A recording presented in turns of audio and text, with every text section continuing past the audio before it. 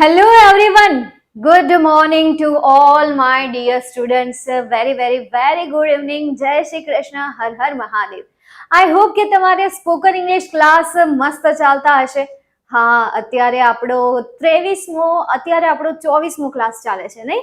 હા, સ્પોકન ઇંગ્લિશને શરૂ થયા એના 23 દિવસ થઈ ગયા. આઈ હોપ કે તમારી સરસ મજાની પ્રેક્ટિસ ચાલતી હશે અને તમે પણ એમાં પ્રેક્ટિસ કરતા હશો બેટા.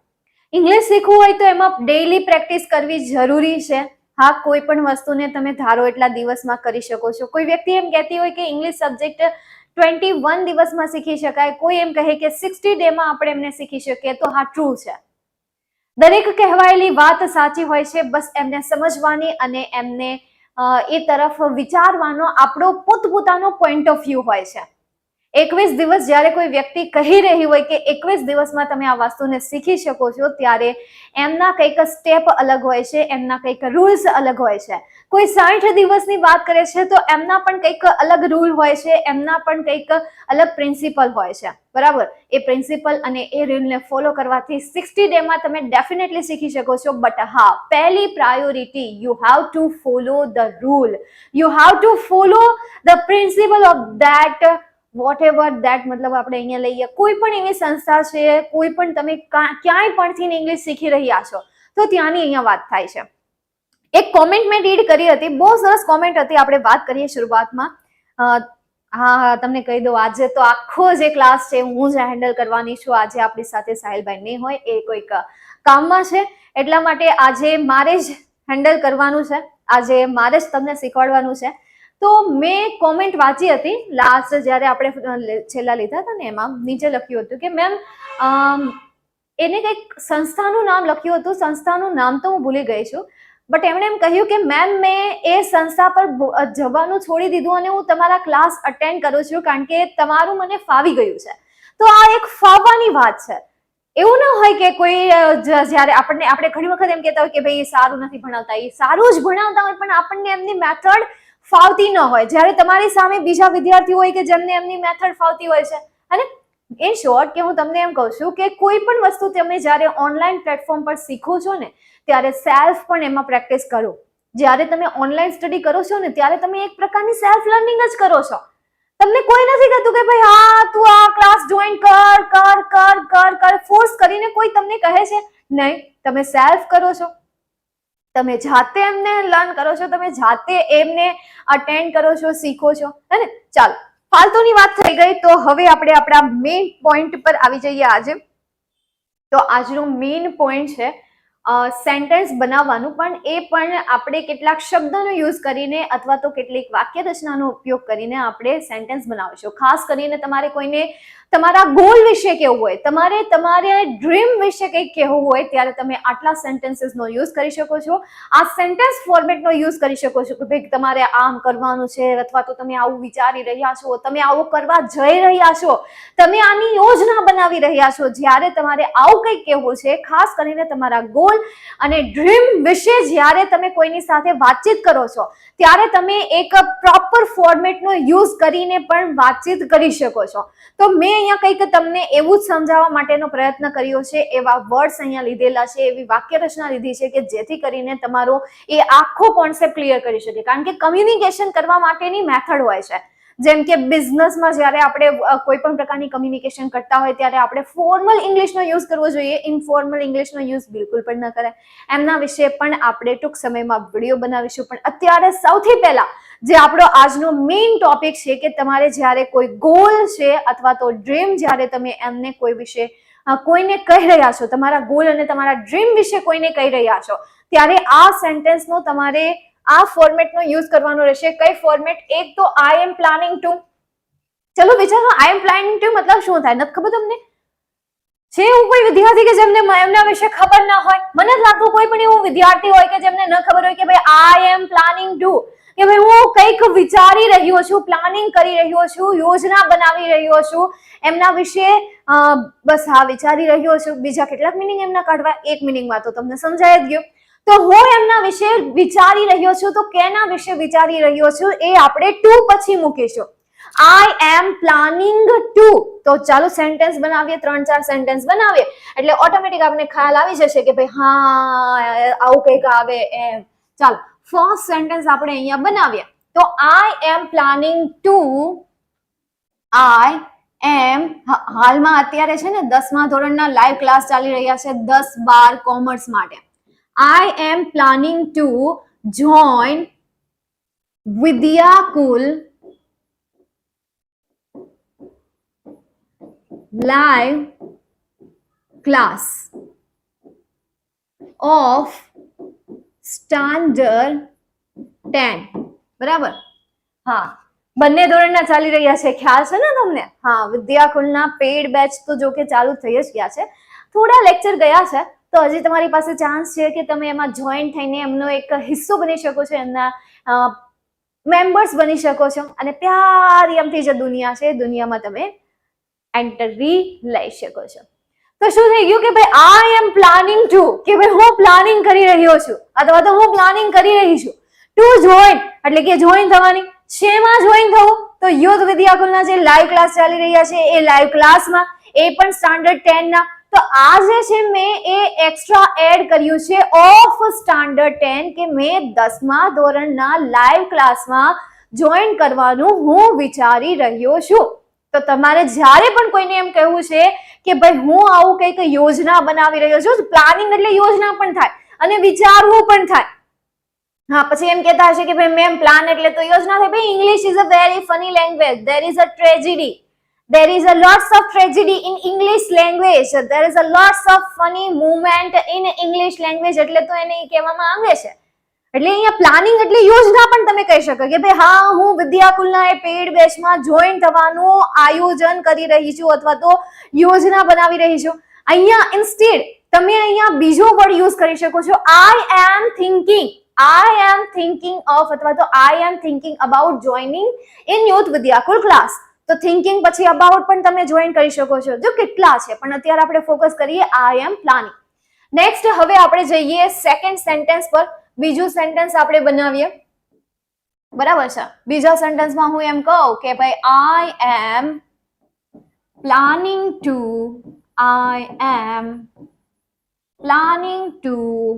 go to Ahmedabad.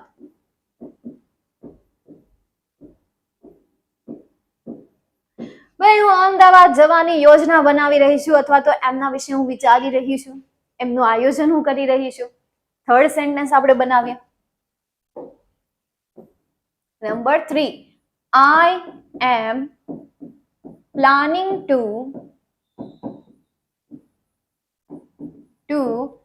visit કોની વિઝિટ લેવી મારે? I am planning to visit my family અથવા તો my grandpa.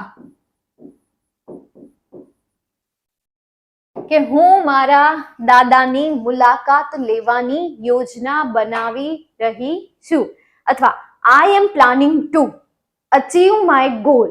હું મારો લક્ષ્ય મેળવવાનું પ્લાનિંગ બનાવી રહી છું. પછી આમાં હાવ પ્લાનિંગનું યોજના નહીં કરી નાખે.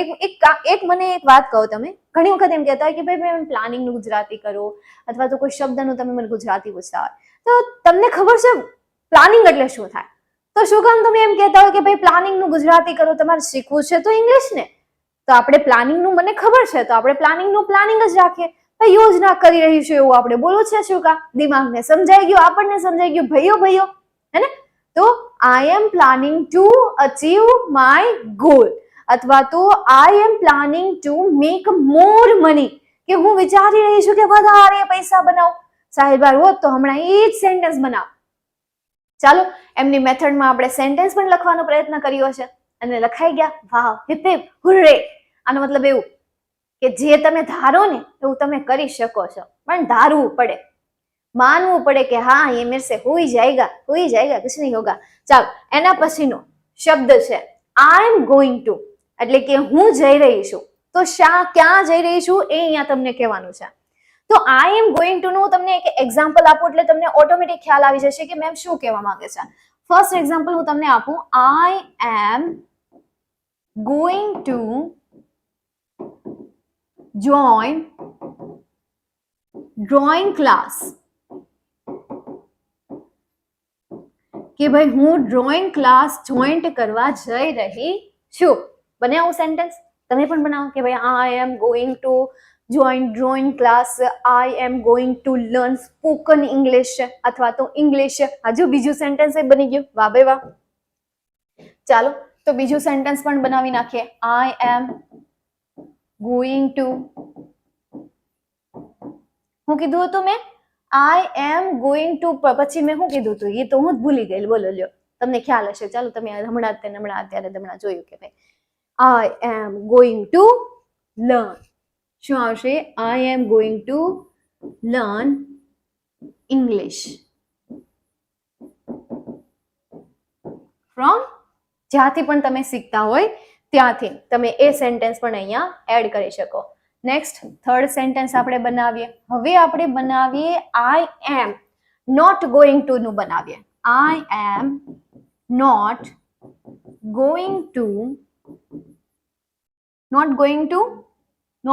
ગોઈંગ ટુ વિઝિટ, અથવા તો મીટ. વિઝિટ લખીએ. I am not going to visit to, અથવા તો માય grandpa. Same. બરાબર. I am not going to my grandpa. ચાલો ક્લિયર અહીંયા સુધી.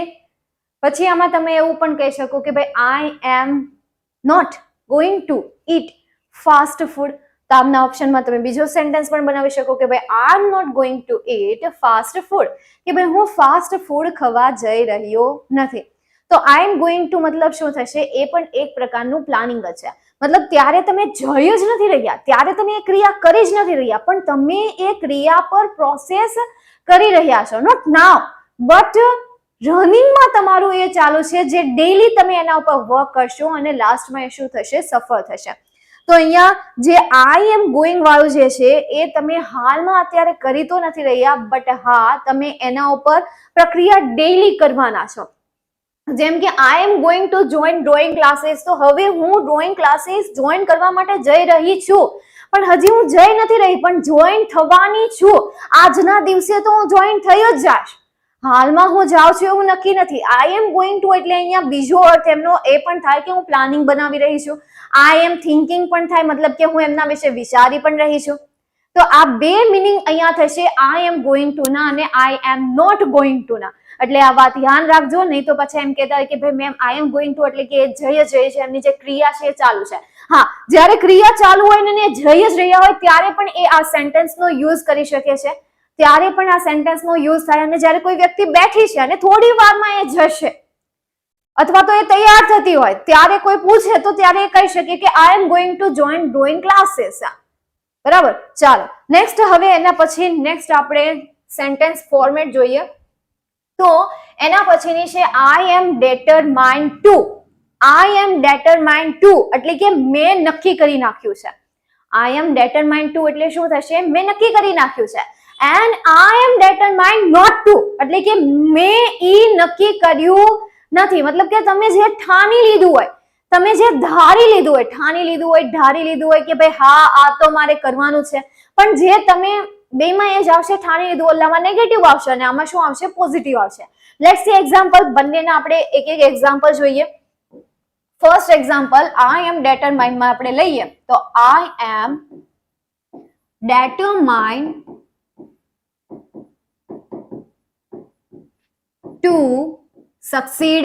આપણે આ સેન્ટેન્સ લઈ શકીએ. સક્સીડ કે ભાઈ મેં નક્કી કર્યું કે ભાઈ હું સક્સીડ થશે, સફળતાની એને શું કરી નાખી? નક્કી કરી નાખ્યું કે ભાઈ મારે ગમે એ થાય પરંતુ શું કરવું છે? એમાં સફળ થવું છે. હવે આપણે નોટ ડેટરમાઇન્ડ નું એક એક્ઝામ્પલ લઈએ. એમને આપણે સમજીએ. આઈ am determined not to give up એટલે કે મેં નક્કી કર્યું છે કે હું હાર માનીશ નહીં, કે હું હાર માનીશ નહીં, એવું મેં અહીંયા નક્કી કર્યું છે. હવે આપણે પોઝિટિવ નું પાછું એક સેન્ટેન્સ લઈએ.